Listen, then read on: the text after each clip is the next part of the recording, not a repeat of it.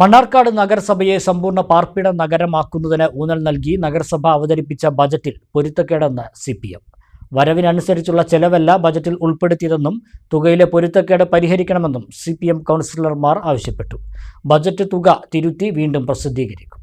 88,94,34,000 രൂപ വരവും 85,43,68,083 രൂപ ചെലവും 3,51,27,217 കോടി രൂപ നീക്കിയിരിപ്പുമുള്ള ബജറ്റാണ് നഗരസഭാ ഉപാധ്യക്ഷൻ കെ ബാലകൃഷ്ണൻ അവതരിപ്പിച്ചത്. എന്നാൽ മുൻവർഷങ്ങളിൽ അവതരിപ്പിച്ച ബജറ്റുകളുടെ തനിയാവർത്തനമാണ് പുതിയ ബജറ്റിലുമുള്ളത്. മുൻവർഷത്തെ ബജറ്റിൽ പ്രതീക്ഷിത വരുമാന സ്രോതസ്സിൽ നിന്ന് പ്രതീക്ഷിച്ച വരുമാനം കിട്ടിയില്ലെങ്കിൽ അടുത്ത ബജറ്റിൽ അത് കുറവ് വരുത്തണം. എന്നാൽ പുതിയ ബജറ്റിൽ തുക കുറവ് വരുത്താതെ അതേപടി ചേർത്തിരിക്കുകയാണ്. 2025-26 ബജറ്റിൽ തദ്ദേശ സ്വയംഭരണ തെരഞ്ഞെടുപ്പ് ചെലവിന് 10 ലക്ഷം രൂപയാണ് നീക്കിവച്ചിരുന്നത്. തദ്ദേശ തെരഞ്ഞെടുപ്പ് ഇല്ലാത്ത 2026-27 വർഷവും 7 ലക്ഷം രൂപ തെരഞ്ഞെടുപ്പ് ചെലവുകൾക്ക് വകയിരുത്തിയിട്ടുണ്ട്.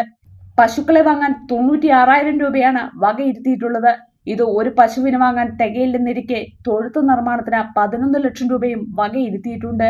ഇത്തരത്തിൽ ഒരു യുക്തിയുമില്ലാത്ത വിധമാണ് ബജറ്റ് തയ്യാറാക്കിയിരിക്കുന്നതെന്ന് CPM പാർലമെന്ററി പാർട്ടി നേതാവ് S. അജയ്കുമാർ പറഞ്ഞു.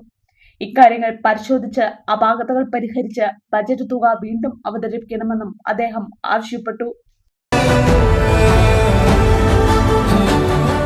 The real beauty in your heart.